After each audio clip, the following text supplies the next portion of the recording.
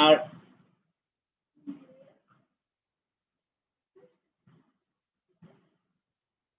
হ্যাঁ রেকর্ড দিয়ে দিয়েছে। আর কোশ্চেনটা দিকে একটু তাকাও, আমরা গতদিন 1 নম্বর অঙ্কটা করেছিলাম। এই 1 নম্বর অঙ্কটা আমি গতদিন তোমাদেরকে পড়ে করিয়েছি।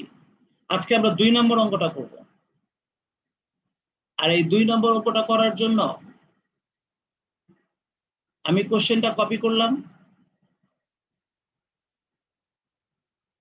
ওনারা আমাদেরকে যাই প্রশ্ন করুক, ও আচ্ছা আমি এটা করছিলাম আমার ইয়েতে। এক মিনিট।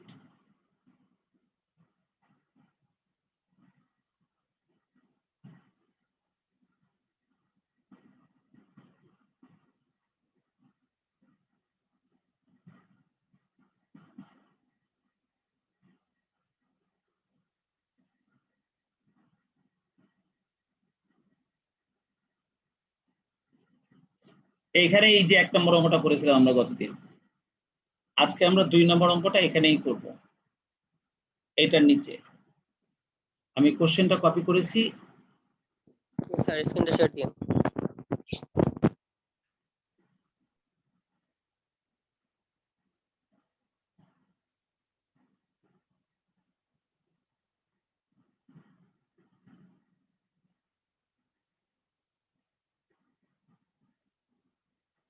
আমি ওইখান থেকে কোশ্চেনটা কপি করে নিয়ে আসছি। এই যে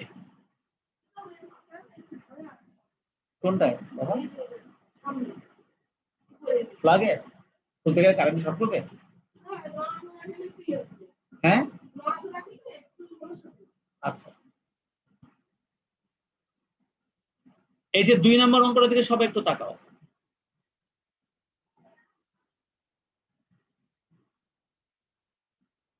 দেখো কোশ্চেনটা দেখা যাচ্ছে নিশ্চয়ই, তাই না?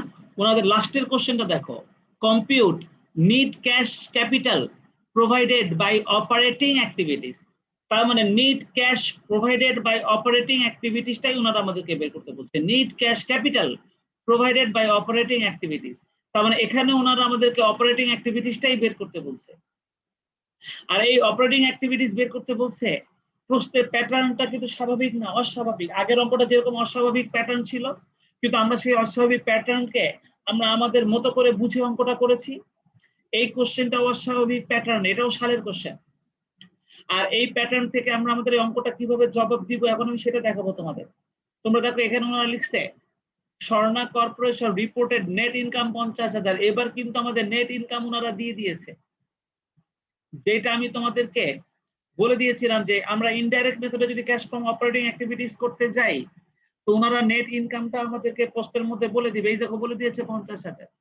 দেখো ওনারা ডেপ্রিসিয়েশন এক্সপেন্সটাও বলে দিয়েছে 17,000। এবার কিন্তু খেলাটা আমাদের বিবরণী অনুযায়ী খেলা যাবে, তাই না? তাই না মাসুদ? এই অঙ্কের খেলাটা কি আমাদের বিবরণী অনুযায়ী খেলা যাবে না? আমি যে বিবরণীটা তোমাদেরকে cash from operating activities under indirect method যে বিবরণী তোমাদেরকে লিখে দিয়েছিলাম, তাহলে আজকের এই অঙ্কটা কি আমরা ওই বিবরণী অনুযায়ী খেলতে পারবো না? কারণ আমাদের নেট ইনকাম বলে দিয়েছে, আবার ডেপ্রিসিয়েশন এক্সপেন্সও বলে দিয়েছে। দেখছো? তাহলে আমি প্রথম ক্লাসে তোমাদেরকে যে বিবরণীটা লিখে দিয়েছিলাম, এই যে statement showing cash from operating activities under indirect method, এই মেথড অনুযায়ী দেখো প্রথমে আমরা নেট প্রফিট লিখছি, তার সঙ্গে আমরা অ্যাড করেছি 5টা আইটেম, আর লেস করেছি নিচের 3টার বিপরীত আইটেম। তাহলে ক্যাশ ফ্রম অপারেটিং অ্যাক্টিভিটিস বের হয়ে আসছে। তোমরা বলো তো আমরা এই বিবরণী ফলো করে আমরা এবার এই অঙ্কটা করতে পারি না? এটা ব্যবহার করে তাহলে চলো আমরা সেটাই করব চলো। তাহলে আজকে আমরা এই বিবরণী অনুযায়ী অঙ্কটা করব, যে বিবরণী তোমাদেরকে শেখানো হয়েছিল। আমরা আমাদের এবারে এই 2 নম্বর অঙ্কের সলিউশন করছি। তোমরা আমার সঙ্গে সঙ্গে যদি হাতে হাতে করো, যারা টেবিলে আছো তাদের জন্য অঙ্কটা ইজি হয়ে যাবে। সলিউশন করছি।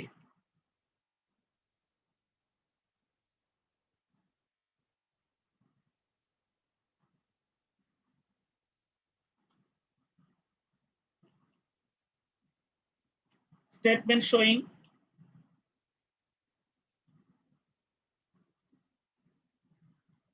cash from operating activities ওনারা যেহেতু কোশ্চেনের মধ্যে মেথডের কথা বলেইনি, তাহলে আমরাও বলবো না যে আন্ডার ইনডাইরেক্ট মেথড, এই কথাটা আমরা বলবো না। ওনারা যেহেতু প্রশ্নের মধ্যে বলেনি, তাহলে আমরাও বলবো না।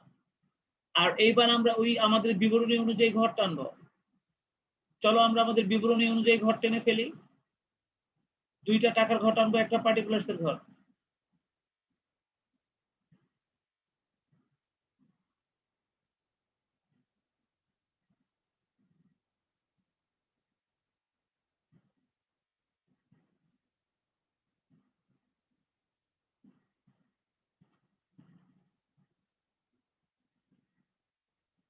পার্টিকুলার্স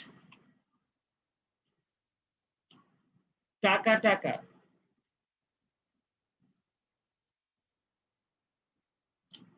যেই বিবরণী আমি তোমাদেরকে শিখিয়েছি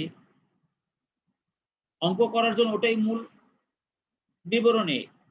কিন্তু কখনো কখনো প্রশ্নের চেহারাটা একটু ডিফারেন্ট হয়, তখন ওই বিবরণীর আলোকেই জবাবটা সাজিয়ে নিতে হয়।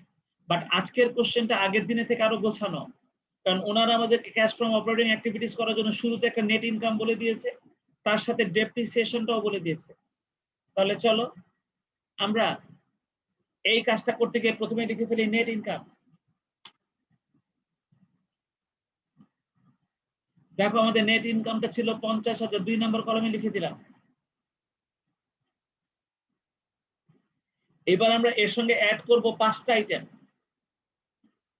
তোমরা জানো যে 5টা আইটেম আমরা অ্যাড করি, তার মধ্যে প্রথমে ছিল ডেপ্রিসিয়েশন এক্সপেন্স। আর এই অঙ্কে আমাদের ডেপ্রিসিয়েশন এক্সপেন্সটা সরাসরি দিয়ে দিয়েছে, সেটা ছিল 17,000। প্রথম টাকার ঘরে লিখলাম আমাদের ডেপ্রিসিয়েশন এক্সপেন্স 17,000।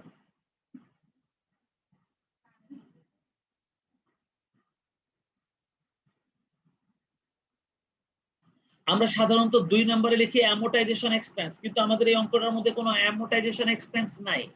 নাই যে সেটা একটু প্রুফ করো, দেখে নাও। দেখো ওনারা আমাদেরকে 1 নম্বরে যেটা বলছে সেটা একটা কারেন্ট অ্যাসেট ইনক্রিজ, 2 নম্বরে যেটা বলছে এটাও কারেন্ট অ্যাসেট ইনক্রিজ, 3 নম্বরে যেটা বলছে এটাও কারেন্ট অ্যাসেট ইনক্রিজ, 4 নম্বরে যেটা বলছে সেটা হচ্ছে নন ট্রেড নোট পেয়েবল, এটা নোট পেয়েবল হবে, নট পেয়েবল হয়ে গেছে। এটা কারেন্ট লায়াবিলিটি ডিক্রিজ, আর অ্যাকাউন্টস পেয়েবল ইনক্রিজ। তার মানে আমাদের এখানে কোথাও অ্যামোর্টাইজেশন নেই। তাহলে ডেপ্রিসিয়েশন এক্সপেন্স লেখার পর 2 নম্বরে আমরা লিখি হচ্ছে অ্যামোর্টাইজেশন, ওটা নাই। 3 নম্বরে আমরা লিখি ইনক্রিজ অফ কারেন্ট লায়াবিলিটিস। চলো দেখি ইনক্রিজ অফ কারেন্ট লায়াবিলিটিস কোথায় কোথায় আছে একটু দেখে নেই।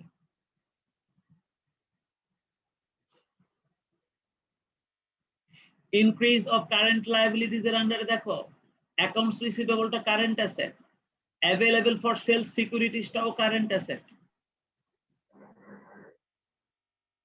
ওইটা না, ওইটা না, ওইটা না। হ্যাঁ হ্যাঁ, ওইটা ওইটা ওইটা হয়ে গেছে।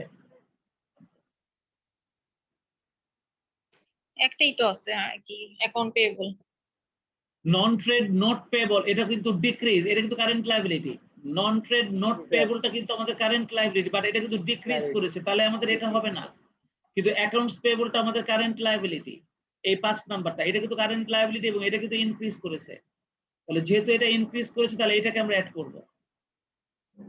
তাহলে চলো লিখে দেই ইনক্রিজ অফ অ্যাকাউন্টস পেয়েবল।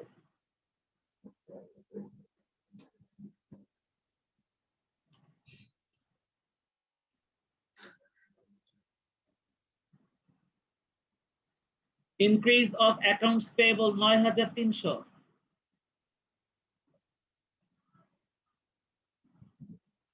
আচ্ছা এবার আমরা দেখব ডিক্রিজ অফ কারেন্ট অ্যাসেট আছে কিনা। তোমাদের মনে আছে তো, বিবরণীটা তোমাদের কাছেই আছে। এবার আমরা দেখব ডিক্রিজ অফ কারেন্ট অ্যাসেট আছে কিনা। দেখো এই যে অ্যাকাউন্টস রিসিভেবল, এটা ইনক্রিজ করেছে, হবে না। অ্যাভেলেবল ফর সেল সিকিউরিটিস, এটাও ইনক্রিজ করেছে, এটা কারেন্ট অ্যাসেট, ইনক্রিজ করেছে, হবে না। ইনভেন্টরিও ইনক্রিজ করেছে, হবে না। তার মানে আমাদের কোনো কারেন্ট অ্যাসেট ডিক্রিজ করেনি। তার মানে আমাদের আর কোনো আইটেম নাই অ্যাড করার মতো। তাহলে চলো আমরা এই 2টা আইটেমই এখন অ্যাড করে দিই। আমরা আমাদের বিবরণীতে যা যা লিখেছিলাম সেই অনুযায়ী আমাদের এখানে অ্যাড করার মতন আর কোনো আইটেম নাই। তাহলে দেখো তো 17,000 আর 9,300 যোগ করলে কত হয়? 26,300। 26,300। তাহলে 26,300 আমরা যোগ করে দিলাম।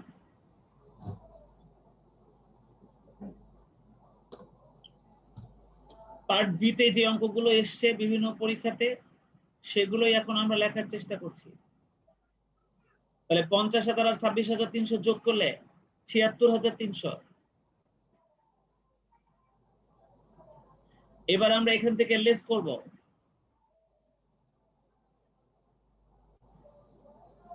আমরা লেস করব এবার বিপরীত আইটেমগুলো। তোমরা দেখো এখানে যে আইটেমগুলো এখন আছে এটা সবাই লেস হবে এখন। অ্যাকাউন্টস রিসিভেবলটা হচ্ছে কারেন্ট অ্যাসেট, এটা ইনক্রিজ করছে। তোমরা তোমাদের বিবরণীটা খুলে দেখো, কারেন্ট অ্যাসেট ইনক্রিজ করলে কিন্তু আমরা সেটাকে লেস করার সিদ্ধান্ত নিয়েছিলাম। কারেন্ট অ্যাসেট ইনক্রিজ করলে কিন্তু আমরা সেটা লেস করার সিদ্ধান্ত নিয়েছিলাম, কারণ কারেন্ট অ্যাসেট ডিক্রিজ করলে আমরা অ্যাড করি। তাহলে কারেন্ট অ্যাসেট ইনক্রিজ করলে আমরা লেস করব। তাহলে অ্যাকাউন্টস রিসিভেবল ইনক্রিজ করেছে, তাহলে আমরা লিখব less increase of accounts receivable.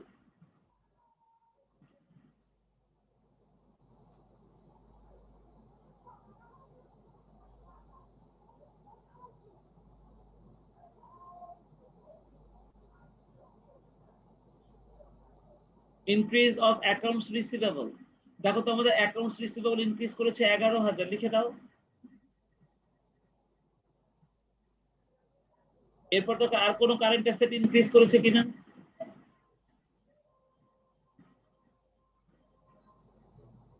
Available for sell securities, যে সমস্ত সিকিউরিটিজ আবার বাজারে বিক্রয় করা যায় এটাকে আমরা কারেন্ট অ্যাসেট বলি, সেটাও ইনক্রিজ করেছে 16,000। তাহলে এটাও আমরা লেস করব। Increase of available for sell securities, increase of available for sell securities, চলো লিখে ফেলি।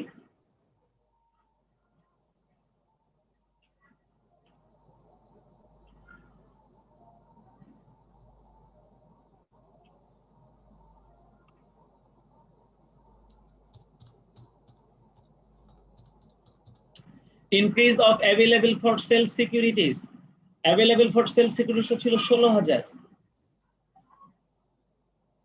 16,000 লিখে দিলাম। available for sale securities 16,000 increase লিখে দিলাম। এবার দেখো ইনভেন্টরিটাও কারেন্ট অ্যাসেট, এটাও ইনক্রিজ করছে 7,400। তাহলে increase of inventory 7,400।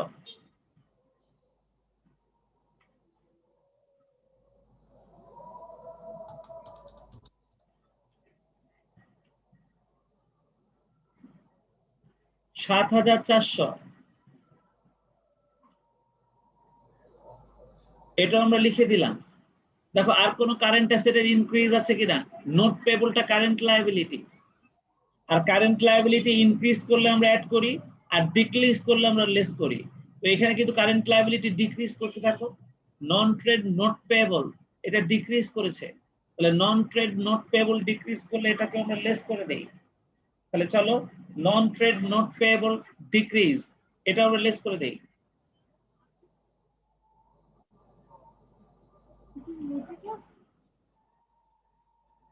Decrease of non-trade not payable।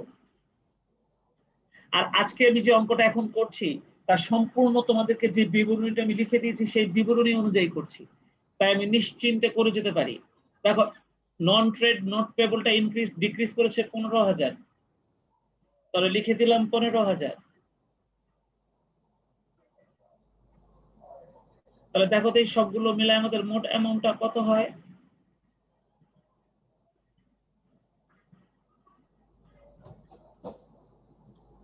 49,400। 49,400। তাহলে 49,400 টাকা আমরা এখন এখান থেকে লেস করে দিলাম। 26,900। তাহলে 49,400 যদি এখান থেকে লেস করে দিই তাহলে বাকি থাকে 26,900। আর এই 26,900 টাকাকে আমরা বলবো ক্যাশ ফ্রম অপারেটিং অ্যাক্টিভিটিস। ওনারা পার্ট বি তে প্রশ্ন করেছে, আমরা তার জবাব দিয়ে দিয়েছি। এখন করোনার মধ্যে এই পরীক্ষার কোশ্চেন নাম্বার 10, এই কোশ্চেনটা 10 মার্কের জন্য ওনারা প্রশ্ন করবে। এখন ক্যাশ ফ্রম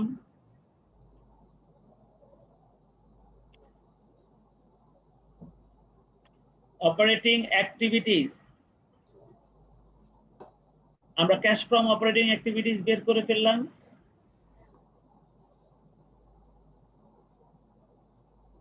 $26,900। আমাদের এই অঙ্কের জবাবটা শেষ। তোমরা কি সবাই জবাবটা বুঝতে পেরেছো? আমি কিন্তু এই পুরো জবাবটা তোমাদেরকে আমার বিবরণী অনুযায়ী দিয়েছি, ক্যাশ ফ্রম অপারেটিং অ্যাক্টিভিটিস। আর তোমরা খেয়াল করে দেখবা প্রশ্ন যে শুধু ক্যাশ ফ্রম অপারেটিং অ্যাক্টিভিটিস এর উপরই হয় তা না, ফাইন্যান্সিং অ্যাক্টিভিটিস এর উপরে হতে পারে, ইনভেস্টিং অ্যাক্টিভিটিস এর উপরে হতে পারে, কিন্তু অপারেটিং অ্যাক্টিভিটিসটা হলো সবচেয়ে ইম্পর্টেন্ট। তাই এইটার উপর প্রশ্ন সবসময় সবচেয়ে বেশি হয়। আর আমি সব সালের কোশ্চেন দিয়েছি ইম্পর্টেন্ট দেখে। তাই আমার মনে হয় তোমাদের পরীক্ষার প্রস্তুতির জন্য এই অঙ্কগুলো যথেষ্ট। চলো এবার তারপরের অঙ্কটাতে চলে যাই। এটা কত নম্বর অঙ্ক করলাম? 2। গতদিন 1 নাম্বারটা করেছিলাম, এখন 2 নাম্বারটা করলাম। চলে যাই পরবর্তী অঙ্কে।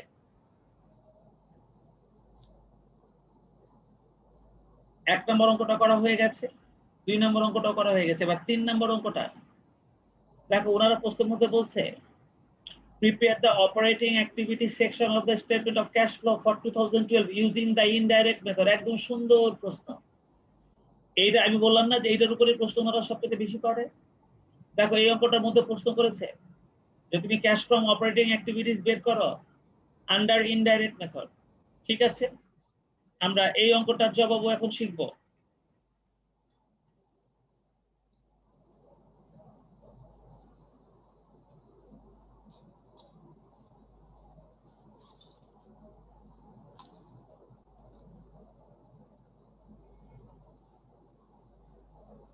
দেখো ওনারা কোশ্চেনের মধ্যে বলছে দিবা company reported net income 1,95,000 for 2012। বলতে একটু আগের অঙ্কটার মতো ওনারা কিন্তু আমাদের অঙ্কের শুরুতে নেট ইনকামটা বলে দিছে। ইনডাইরেক্ট মেথডে ক্যাশ ফ্রম অপারেটিং অ্যাক্টিভিটিস করতে গিয়ে নেট ইনকাম থাকাটা খুব জরুরি। দিবা অলসো রিপোর্টেড ডেপ্রিসিয়েশন এক্সপেন্স 25,000। এই ডেপ্রিসিয়েশনটা একটু আগের অঙ্কটার মতন ওনারা বলে দিচ্ছে 25,000। and a loss of টাকা 5,000 on sale of equipment। এই loss on sale of equipment এটাও কিন্তু আমাদের একটা আইটেম ছিল। তোমরা বিবরণীটার দিকে তাকাও, লস অন সেল অফ ইকুইপমেন্টও কিন্তু আমাদের একটা আইটেম ছিল আমাদের ক্যাশ ফ্রম অপারেটিং অ্যাক্টিভিটিস করতে গিয়ে। দেখো 5 নাম্বার আইটেম, যে 5টা আইটেম আমরা অ্যাড করি তার পঞ্চম আইটেমটা ছিল loss on sale of asset. তোমরা কি খেয়াল করেছো? জি স্যার। যে বিবরণী লিখে দিয়েছে পৃথিবীর কোনো অঙ্ক এর বাইরে যাব না। দা আর লাভ হইলে কম্পারেটিভ, মাইনাস, হ্যাঁ লাভ হইলে মাইনাস হয়, মানে সেল অন গেইন হ্যাঁ হলে হ্যাঁ হ্যাঁ হ্যাঁ হ্যাঁ। The comparative balance sheet shows an increase in accounts receivable। দেখো accounts receivable এর increase বলতেছে, যোগ হয় না বিয়োগ হয় বুঝে লও। For the year and 8,000 increase in accounts payable। accounts payable increase করলে যোগ হয় না বিয়োগ হয় বুঝে লও। And decrease in prepaid expense। prepaid expense decrease করলে যোগ হয় না বিয়োগ হয়, তোমরা বুঝে লও। ইনস্ট্রাকশনে বলছে তুমি ক্যাশ ফ্রম অপারেটিং অ্যাক্টিভিটিস বের করো। আমার তো মনে হয় এই অঙ্কটা তোমাদের উপর আমার ছেড়ে দেওয়া উচিত। হ্যাঁ স্যার, এটা বাড়ি কাজ দেন। এটা তোমাদের উপর ছেড়ে দেওয়া উচিত, কি বলো মাসুদ? কি বলো মাসুদ? জি স্যার। আমি কি এই অঙ্কটা তোমাদের উপর ছেড়ে দিতে পারি? 3 নম্বর অঙ্কটা হ্যালো নুরে আলম, ট্রাই করে দেন। নুরে আলম এটা পারা উচিত না? স্যার জি। এটা ওই বিবরণী দেখে দেখে করলে কিন্তু তোমার এই অঙ্কের রেজাল্ট চলে আসবে। তোমরা করবা, হলো কি হলো না আমি আগামী দিন দেখে দিব। 3 নম্বরটা বাড়ির কাজ, সামনে আগাই। কি বলো স্মৃতি?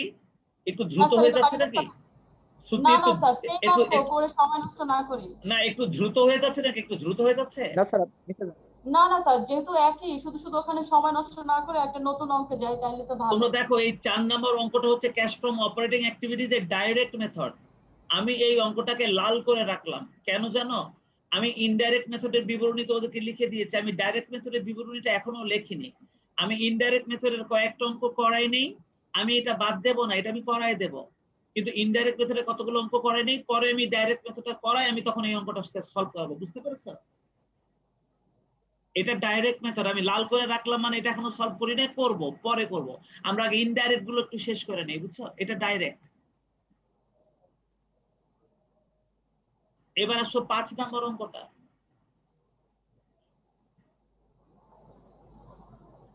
চলো 5 নম্বর অঙ্কটা আমি কপি করে নিয়ে যাই আমার বোর্ডে।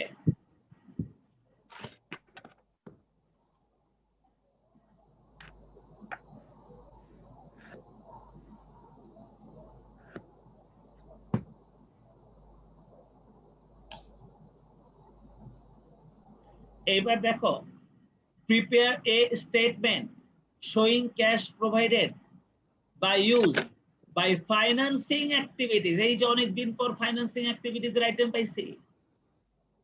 এবার ওনারা ক্যাশ ফ্রম ফাইন্যান্সিং অ্যাক্টিভিটিস বের করতে বলছে। আমি ফাইন্যান্সিং অ্যাক্টিভিটিস এর খেলা বলতে গিয়ে আমি কথাটাকে একবার একটু রিপিট করে নেই। মোনা ভালো করে শোনো, আমি এই কথাটা তোমার জন্য রিপিট করতেছি। ফাইন্যান্সিং অ্যাক্টিভিটিস আমাদের উপাদান হলো তিনটা। একটা হলো শেয়ার, কমন স্টক বা শেয়ার ক্যাপিটাল, বন্ড বা ডিবেঞ্চার বা লং টার্ম লায়াবিলিটি, আর একটা হচ্ছে ডিভিডেন্ড পেইড। এই তিনটা আইটেমই ফাইন্যান্সিং অ্যাক্টিভিটিস এর উপাদান। আমি কি এরকম কথা তোমাদেরকে বলেছিলাম? জি স্যার। ফাইন্যান্সিং অ্যাক্টিভিটিস এর উপাদান মাত্র তিনটা: কমন স্টক, বন্ড বা ডিবেঞ্চার বা লং টার্ম লায়াবিলিটি, আর ডিভিডেন্ড পেইড। এদের মধ্যে কমন স্টক আর বন্ড বা ডিবেঞ্চারটা ব্যালেন্স শিটে থাকে, আর ডিভিডেন্ডটা অ্যাডজাস্টমেন্টে থাকে। আমি এই কথাগুলো তোমাদেরকে বলেছিলাম কিনা? এবং খেয়াল করে দেখো, এই কমন স্টক এবং বন্ড যদি ইনক্রিজ করে তার মানে ইনফ্লো, এদেরকে আমরা ইস্যু করেছি। যদি ডিক্রিজ করে তার মানে রিডিম করে দিয়েছি, অর্থাৎ পরিশোধ করে দিয়েছি, তাই না? পরিশোধ করে দেওয়াটা আউটফ্লো। আর ডিভিডেন্ড পেইড সবসময় আমাদের জন্য আউটফ্লো। আমি কথাটা বলেছিলাম তোমাদের, তবে আমি এর জন্য তিনটা শর্ত লিখে দিয়েছিলাম। সেটা হচ্ছে, যদি কোনো সম্পদ ক্রয় করে আমরা শেয়ার অথবা বন্ড ইস্যু করি তাহলে ক্যাশ ফ্লো প্রভাবিত হবে না। যদি বন্ডকে শেয়ারে কনভার্ট করি তাহলে ক্যাশ ফ্লো প্রভাবিত হবে না। আর যদি আমরা স্টক ডিভিডেন্ড ঘোষণা করি, মানে লভ্যাংশ হিসেবে নগদ টাকার পরিবর্তে শেয়ার দেই, তাহলেও সেটা ক্যাশ ফ্লোকে প্রভাবিত করবে না। আমি এই তিনটা নোটও লিখে দিয়েছিলাম। এই সব কিছুর ভিত্তিতে আমি এখন বেক্সিমকো লিমিটেডের একটা ফাইন্যান্সিং অ্যাক্টিভিটিস থেকে ক্যাশটা বের করব, আর এটা আমাদের পার্ট বি এর একটা অঙ্ক। আমরা কিভাবে এটা সলভ হবে চলো দেখি।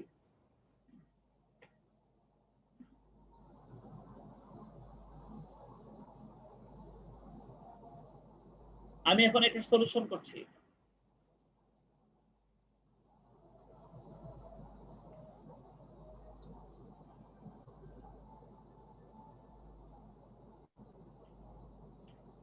Statement showing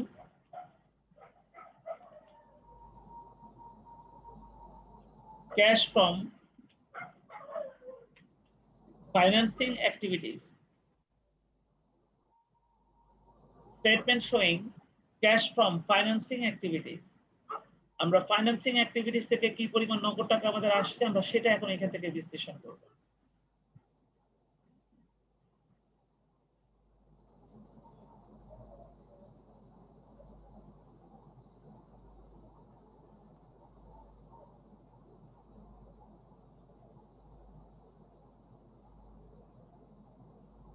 পার্টিকুলারস টাকা।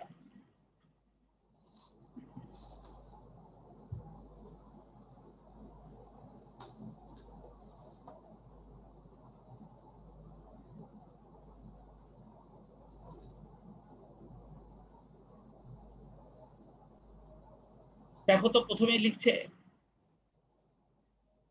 মোনা, তুমি আমার কথা শুনতে পাচ্ছ মোনা? জি স্যার। তুমি খালি আমাকে বলবা আমি এই আইটেমটা লিখবো কি লিখবো না। প্রথমে বলছে sale of investment for cash 1 লক্ষ টাকা। আমরা নগদে ইনভেস্টমেন্টটা সেল করেছি 1 লক্ষ টাকা। তুমি আমাকে বলো এই আইটেমটাকে আমি আমার এই টেবিলে লিখবো কি লিখবো না?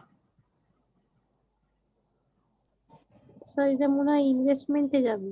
রাইট, এটা ইনভেস্টমেন্টে যাবে, এটা ফিনান্সিং এ আসবে না। কারণ যে কোনো সম্পদ ক্রয় করা বা বিক্রয় করা ইনভেস্টিং অ্যাক্টিভিটিজ এর আইটেম। মোনা কিন্তু অঙ্কটা শিখে ফেলছে, তাহলে এই আইটেমটা কিন্তু আমাদের এখানে আসবে না। তুমি ঠিক বলছো। এইবার দেখো তো, issue of common stock 2,50,000। Financing activity. Mona এটা কি আসবে কি আসবে না? জি স্যার আসবে। এইটা আসবে, ঠিক বলেছো। ইস্যু অফ কমন স্টক এটা আমাদের ফাইন্যান্সিং অ্যাক্টিভিটিজ আসবে। আমরা লিখে দেব, ওনারা যেটা লিখেছে ইস্যুয়েন্স অফ কমন স্টক 2,50,000। তবে আমাকে বলো তো দেখি, ইস্যুয়েন্স অফ কমন স্টক যে 2,50,000 লিখবো, এটা ইনফ্লো হবে না আউটফ্লো হবে? ইনফ্লো হলে এরকমই থাকবে, আউটফ্লো হলে ব্র্যাকেট হবে। বলো তো এটা ইনফ্লো হবে না আউটফ্লো হবে মনে হয়? ইনফ্লো হবে স্যার। ইনফ্লো হবে, ইনফ্লো হলে আর ব্র্যাকেট হবে না, ঠিক আছে, কারণ কমন স্টক বা বন্ড ইস্যু করলে নগদ টাকা আসে। এবার দেখো তো সি নাম্বারে, মোনা বলো, মোনা, ক্যাশ ডিভিডেন্ড পেইড 1 লক্ষ টাকা, এটাকে আমরা লিখবো কি লিখবো না এখানে? জি স্যার লিখবো। লিখবো, ভেরি গুড। তাহলে চলো লিখে ফেলি ক্যাশ ডিভিডেন্ড পেইড।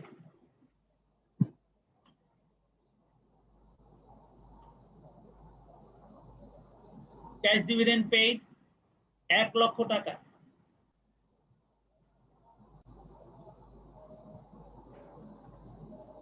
মোনা এটা ইনফ্লো হবে না আউটফ্লো হবে বলতে পারবে? স্যার আউটফ্লো হবে। ভেরি গুড, এটা ব্র্যাকেট হয়ে যাবে।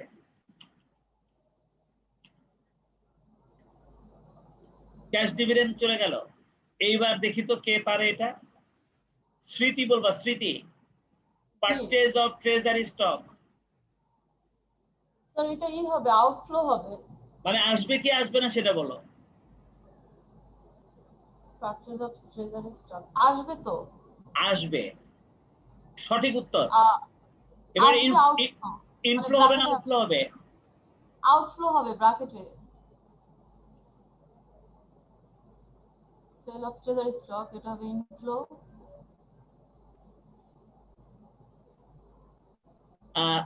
কত টাকা যেমন ছিল এটা? 40,000।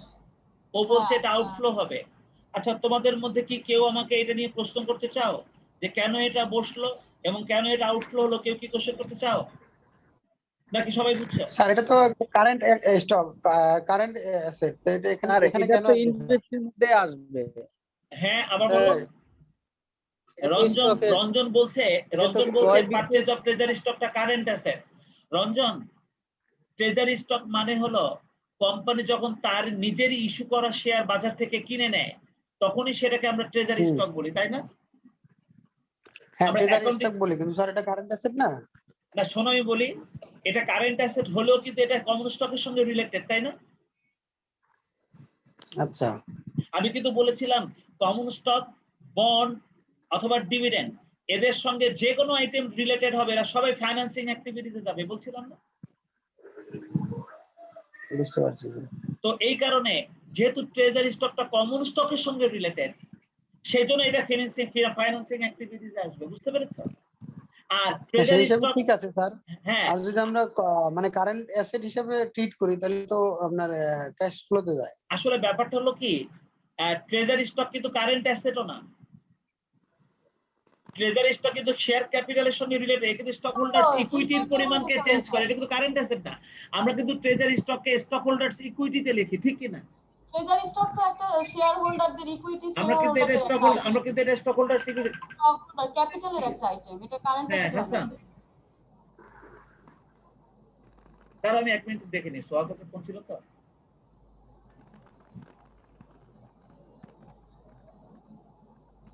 হ্যাঁ হ্যাঁ হ্যাঁ, কে? ও আচ্ছা আচ্ছা, স্নেহা, ঠিক আছে ঠিক আছে ঠিক আছে। হ্যাঁ হ্যাঁ হ্যাঁ, আমি ক্লাস শেষ করে আর একটা মিটিং আছে কলেজে, মিটিংটা শেষ করে আমি রাত্রে দিব না। হ্যাঁ, আচ্ছা।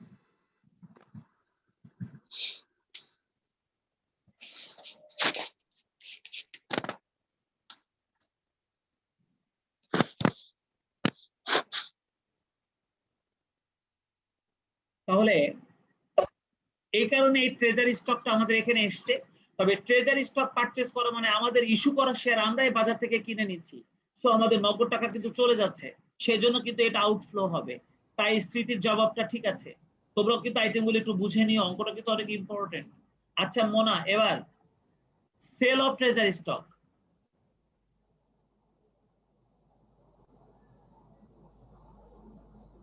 এটা কি আসবে মোনা? আসবে তো। আসতে পারে। পারচেজ অফ ট্রেজারি স্টক অবশ্যই। যদি আসে তাহলে সেল অফ ট্রেজারি স্টকও আসবে, তাই না? জি, আর Inflow পারচেজ অফ হবে। ট্রেজারি স্টকটা যদি আউটফ্লো হয় তাহলে সেল অফ ট্রেজারি স্টকটা হবে ইনফ্লো, ঠিক না? জি।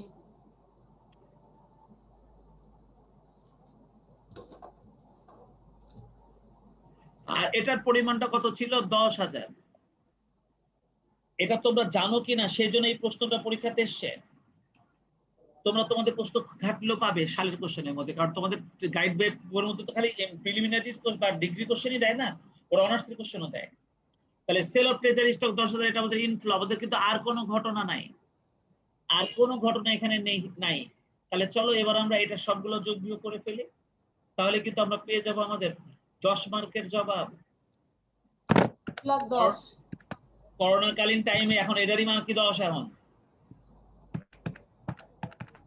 ক্যাশ ফ্রম ফাইন্যান্সিং অ্যাক্টিভিটিস, দেখো প্লাস মাইনাস করে কত হয়? 2,10,000 স্যার। 1,40,000 বাদ দিলে ও সরি 1,10,000 1,10,000 হয় না? হ্যাঁ 1,10,000 স্যার। 1,10,000 না 1,20,000? আরেকবার দেখো তো। স্যার 1,20,000 1,20,000 হয়। 1,20,000 স্যার। তাহলে ক্যাশ ফ্রম অপারেটিং অ্যাক্টিভিটিস 1,20,000। দেখো প্রশ্নগুলো একটু অন্যরকম।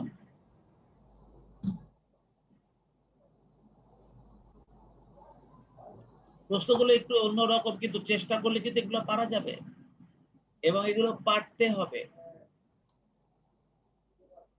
দেখো আমাদের 1 নাম্বার ইউনিটের এটা 5 নাম্বার অঙ্কটা আমরা করে ফেললাম।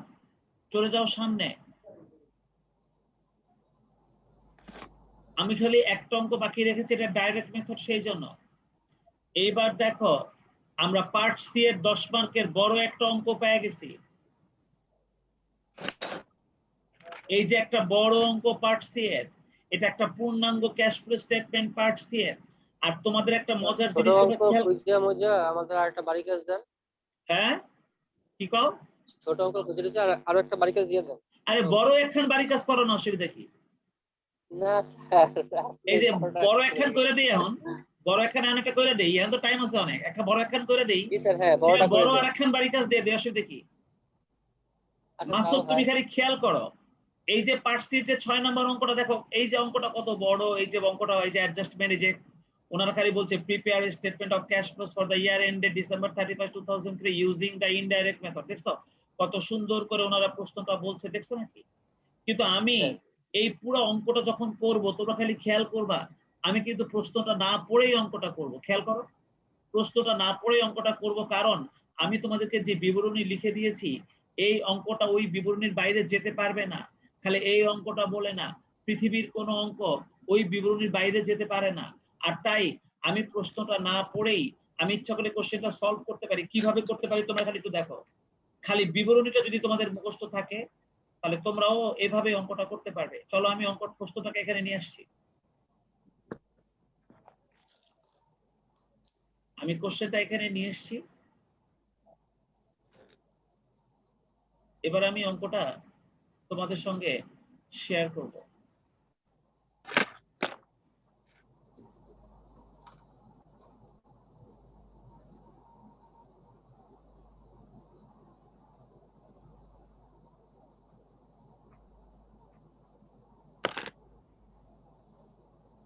আচ্ছা, এই যে কোশ্চেনটা এখানে আছে থাকো।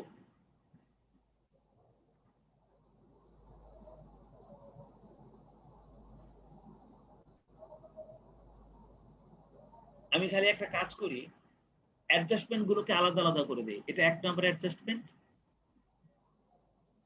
এরপর এটা 2 নাম্বার অ্যাডজাস্টমেন্ট, এরপর এটা 3 নাম্বার অ্যাডজাস্টমেন্ট, এরপর এটা 4 নাম্বার অ্যাডজাস্টমেন্ট, এটা 5 নাম্বার অ্যাডজাস্টমেন্ট, এটা 6 নাম্বার অ্যাডজাস্টমেন্ট, এটা 7 নাম্বার অ্যাডজাস্টমেন্ট। অ্যাডজাস্টমেন্ট গুলোকে আমি লাইন বাই লাইন লিখে দিলাম, যাতে প্রশ্নটা আমাদের জন্য সহজ হয়। তো এই যে আমাদের কোশ্চেনটা আমরা এখানে নিয়ে এসেছি, এই যে একটা কোশ্চেন এখানে আমাদেরকে বলছে একটা ক্যাশ ফ্লো স্টেটমেন্ট করতে। আমরা শিখেছি ক্যাশ ফ্লো স্টেটমেন্টের জন্য ওপেনিং ক্যাশ ব্যালেন্স লাগবে, ক্লোজিং ক্যাশ ব্যালেন্স লাগবে। তোমরা দেখো 2012, 2013 এই আমাদের opening cash balance, closing cash balance একদম শুরুতেই দেওয়া আছে। আর এই opening cash balance, closing cash ব্যালেন্সটা অঙ্কের মধ্যে সবসময় দেওয়াই থাকে। আমরা ওপেনিং ক্যাশ ব্যালেন্সটাকে শুরুতে লিখবো, আর ক্লোজিং ক্যাশ ব্যালেন্সটা আমাদের শেষে বের হয়ে যাবে। তাতে আমরা বুঝবো যে আমাদের অঙ্কটা মিলে গেছে। কারণ ওনারা ওপেনিং ক্যাশ ব্যালেন্স এবং ক্লোজিং ক্যাশ ব্যালেন্স দুটোই দিয়ে দিয়েছে।